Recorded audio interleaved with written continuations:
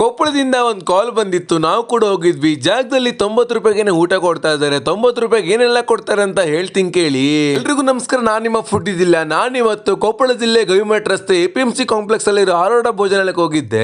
ಖಾನಾವಳಿ ಸರಿಸುಮಾರು 25 ವರ್ಷಗಳಿಂದ ಸಕ್ಸಸ್ಫುಲ್ ಆಗಿ ನಡ್ಸ್ಕೊಂಡ್ ಬರ್ತಾ ಇದ್ದಾರೆ. ಮಾರ್ನಿಂಗ್ 12 ಓಪನ್ ಆದ್ರೆ ರಾತ್ರಿ 10 ಗಂಟೆವರೆಗೂ ಓಪನ್ ಇರುತ್ತಂತೆ. ಈ ಜಾಗದಲ್ಲಿ ರೊಟ್ಟಿ ಊಟಕ್ಕೆ 90 ರೂಪಾಯಿ ಚಾರ್ಜ್ ಮಾಡ್ತಾರೆ. ಹಾಗೇನೆ 110 ರೂಪಾಯಿ ಕೊಟ್ರೆ ಹೋಳಿಗೆ ಊಟ ಕೂಡ ಕೊಡ್ತಾ ಇದ್ದಾರೆ. ಹಾಗೇನೆ ಊಟಕ್ಕೆ ಏನೆಲ್ಲ ಕೊಡ್ತಾ ಇದಾರೆ ಅಂತ ಹೇಳ್ತೀನಿ ಕೇಳಿ. 2 ತರ ಚಟ್ನಿ, ಶೇಂಗಾ ಪುಡಿ, ಮೊಸರು, ಸಲಾಡ್, ಹಾಗೇನೆ 2 ತರ ಪಲ್ಯ ಇರುತ್ತೆ, 2 ರೋಟಿ ಕೊಡ್ತಾರೆ, ಕೊನೆಯದಾಗಿ ಒಂದು ಬಜ್ಜಿ ಕೂಡ ಕೊಡ್ತಾ ಇದ್ದಾರೆ. ಹಾಗೇನೆ ರೈಸ್ ಅಲ್ಲಿ ವೈಟ್ ರೈಸ್ ಮಾತ್ರ ಅನ್ಲಿಮಿಟೆಡ್ ಅಲ್ಲ, ಚಿತ್ರಾನ್ನ ಮತ್ತೆ ಜೋಳದ ನುಚ್ಚು ಅಂತ ಕೊಡ್ತಾರೆ. 3 ಕೂಡ ಅನ್ಲಿಮಿಟೆಡ್ ಆಗಿರುತ್ತೆ. ಸರಿಯಾಗಿ ಬ್ಯಾಟಿಂಗ್ ಮಾಡೋದು, ಯಾವುದೇ ಕಾರಣಕ್ಕೂ ಲಿಮಿಟ್ ಇಲ್ಲ.